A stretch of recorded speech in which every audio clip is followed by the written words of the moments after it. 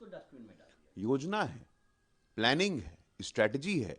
देखिए, अलीगढ़ मुस्लिम यूनिवर्सिटी हो, जामिया मिलिया यूनिवर्सिटी हो, कर्नाटका हो, वहां पे योजनाबद्ध तरीके से, क्रमबद्ध तरीके से एससी एसटी ओबीसी का आरक्षण छीन करके तुष्टीकरण की राजनीति का उदाहरण दिया जाता है।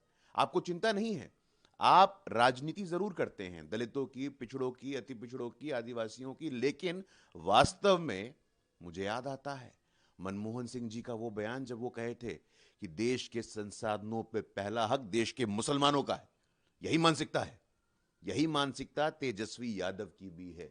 उनकी चिंता में कहीं भी ना दलित है, ना महादलित है, ना पिछड़ा है, ना अति पिछड़ा है। लेकिन सुन ले तेजस्वी यादव, आप सपने में भी मत सोचिएगा बाबा साहेब अंबेडकर का संकल्प, बाबा साहेब अंबेडकर का संविधान, बाबा साहेब अंबेडकर के लोगों के अधिकारों को वंचित करने का प्रयास भी मत करिए।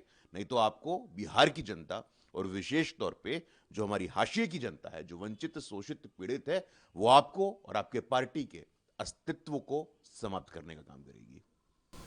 महागठबंधन ने मुख्यमंत्री का चेहरा घोषित कर दिया, उप मुख्यमंत्री का चेहरा घोषित कर दिया, बावजूद इसके विवाद थम नहीं रहे हैं। अब कांग्रेस पार्टी कह रही है, कांग्रेस पार्टी के लोग मांग कर रहे हैं कि मुस्लिम डिप्टी सीएम का भी नाम चेहरा क्यों नहीं घोषित हुआ। मांग कर रहे हैं कि होना चाहिए। ऑन रिकॉर्ड है, जो कल तक कृष्णा लावरू कांग्रेस पार्टी के प्रभारी थे, उन्होंने अपने इंटरव्यू में कहा है कि और भी समाज से डिप्टी सीएम होंगे, मुस्लिम डिप्टी सीएम होंगे। देखिए, मैं आपको बताना चाहता हूं कयास क्या लग रहा है, बाजार में चर्चा क्या है। राष्ट्रीय जनता दल ने अपने पहला सिंबल किसको दिया था? एक दुर्दांत अपराधी शहाबुद्दीन के बेटे को। आप देखिए कि इनके दोहरे मापदंडों की पराकाष्ठा का कोई सीमा नहीं है, कोई मर्यादा नहीं है। मंडल पुरोधा, लालू यादव के राजनीतिक संरक्षक, महान समाजवादी जनवादी नेता स्वर्गीय शरद यादव जी के बच्चों के लिए आपके यहां स्थान नहीं है। एक दुर्दांत अपराधी शहाबुद्दीन के बच्चों के लिए आपके यहां स्थान है। हम जानते हैं कि मुस्लिम डिप्टी सीएम का जो आइसक्रीम दिखाया जा रहा है, ये किसी और के लिए नहीं, बल्कि उस दुर्दांत अपराधी के बेटे को।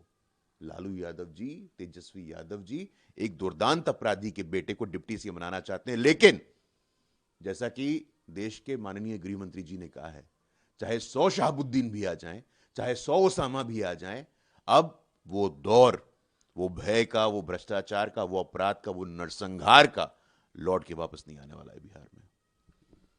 पहले बिहारी होना अपमानजनक होता था, अब बिहारी प्राइड है, सम्मान की बात है। ये नीतीश कुमार कह रहे हैं, ट्वीट करके लंबा चौड़ा उन्होंने कहा कि किस तरह से पहले बिहार था जब शाम को निकलना मुश्किल होता था, सड़कें नहीं थी, और अब का बिहार बदला हुआ बिहार है। ये सच्चाई है।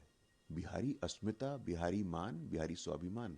प्रधानमंत्री जी लगातार बिहार की चिंता करते हैं। छठी मैया, लोक आस्था का महापर्व चल रहा है, यूनेस्को के कल्चरल हेरिटेज में कैसे शामिल हो, प्रधानमंत्री जी की चिंता है। प्रधानमंत्री जी जब कहीं बाहर जाते हैं तो हमारी मिथिला पेंटिंग को प्रमोट करते हैं।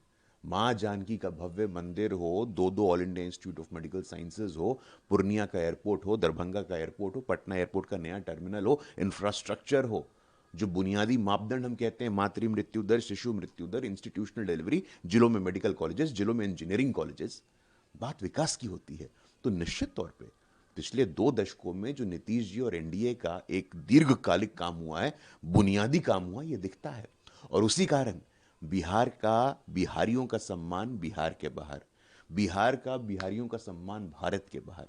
आज देखिए, वॉशिंगटन में, लंदन में, म्यूनिक में, जर्मनी में, हर स्थान पे छठी मैया का पर्व मनाया जा रहा है। तो निश्चित रूप से बिहार आने वाले वर्षों में भारत का सॉफ्ट पावर बन के इमर्ज होगा। गुरु प्रकाश जी, आप कह रहे हैं कि राजद वाले या राष्ट्रीय जनता दल वाले की बिहार में सरकार बनेगी तो संविधान बदल देंगे, क्यों आप ऐसा दावा कर रहे हैं? हम कह रहे हैं कि क्या, देखिए वोट के चोट से हम आरक्षण को खत्म करने का काम करेंगे, संविधान बदलने का काम करेंगे। हम वोट के चोट से हम आरक्षण को खत्म करने का काम करेंगे, संविधान बदलने का काम करेंगे। तेजस्वी यादव राष्ट्रीय जनता दल के महामहिम, राष्ट्रीय जनता दल के महागठबंधन के मुख्यमंत्री पद के दावेदार, Mukesh Sahani deputy CM face, उनकी मौजूदगी में राष्ट्रीय जनता दल के वरिष्ठ नेता के द्वारा मंच पे यह कहा गया और इसको डिनाई तक नहीं किया गया है। इसकी स्वीकारोक्ति है ये मौन स्वीकारोक्ति है, मौन स्वीकृति है कि आप दलितों के, वंचितों के, पिछड़ों के अधिकारों पे आक्रमण करना चाहते हैं। आप दिख गया ना, आपको पैटर्न है। कारी शोएब जो कि इनके एमएलसी हैं, इन्होंने तो मंच पे कहा था, ना तो उसका डिनायल आया ना तो इसका डिनायल आया। तो सुन लीजिए, समझ लीजिए तेजस्वी यादव, जो आप ये योजना बना रहे हैं, स्ट्रेटजी बना रहे हैं, बिहार के वंचितों को, बिहार के पीड़ितों को, बिहार के शोषितों को, बिहार के एससी एसटी ओबीसी वर्ग को, उनके अधिकारों को छीन करके जो तुष्टीकरण करने का आप प्रयास कर रहे हैं, बिहार की जनता आपके इन काले मंसूबों में आपको कतई कामयाब नहीं होने देगी। निश्चिंत रहिए आप। आपकी पार्टी में तो संविधान लोकतंत्र का कोई महत्व है नहीं। लालू जी 13वीं बार राष्ट्रीय अध्यक्ष बनते हैं और बात करते हैं सामाजिक न्याय की। जिस पार्टी के लिए सिर्फ एक परिवार और धार्मिक तुष्टीकरण ही राजनीति का आधार हो, वो परिवार बिहार का क्या ही भला करेगा।